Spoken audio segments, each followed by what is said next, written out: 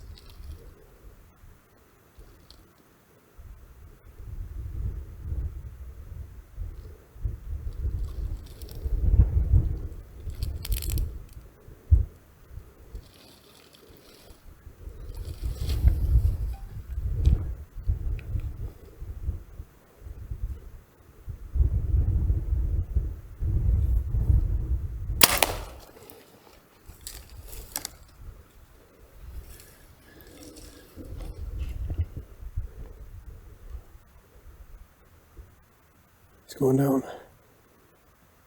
He crashed. He just crashed. Oh, I didn't even have time to get the 360 on.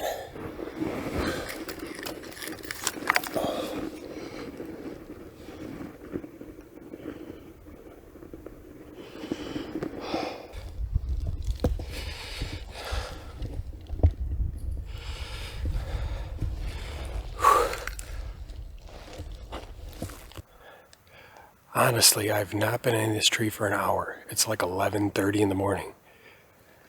I had a good wind direction, wind's blowing in my face. I'm set up in a big bur oak, and I'm only like 10 feet off the ground. There's branches everywhere. If I get much higher, it's kind of wonky with shooting lanes. This is kind of the best that I figured I could come up with for the time being, but he hit that first scrape and then walked into my first shooting lane here, and the way this sets up, he could be able to go just straight through and give me a broadside shot. But I drew back, and sure enough, he comes in straight. He's going to come down this trail that goes right past the tree. I'm only 10 feet off the ground. Number two, that deer is like probably 12 yards away. And when he put his head up, and he's that close, and I can see like right down the vitals. It's not like I'm shooting down from 20 feet at him. So I felt like I had a really forgiving shot window to be able to place it there. When that arrow hit and he took off, it looked like blood was just flowing, and he made it 60 yards and just tipped over. I was a little bit nervous that this trip was going to be, 3 all-day sits in really cold weather and not seeing much, and definitely was not the case. Super excited. Well, like I mentioned up in the tree, he really didn't go far at all. Maybe went 50, 60 yards and tipped over. Really great blood trail the whole way. This is an area that I've scouted. I've actually hunted a couple times earlier in the year, never this late. But I haven't run any cameras back here, and really just kind of came in blind looking for sign as I went. And it's worked out in the past for me when I've had an idea in mind of where I wanted to get to, and then ended up seeing a really good looking sign on the way there and decided to just hunt it. And sure enough, right in that midday hour, this buck came in. So I'm pretty excited that it all worked out. And once again, now the work starts. So I'm gonna go ahead and work on getting this buck out of the woods. So I just finished quartering up this deer, and as a follow-up to that shot, I'm not gonna show all the damage here on YouTube, but the arrow actually did penetrate all the way, pretty much through the length of the deer, and the tip of the broadhead was actually poking through the ham and touching the hide on the backside. And it pretty much took out, all the lungs, center of the liver, and a couple pretty massive blood vessels along the way.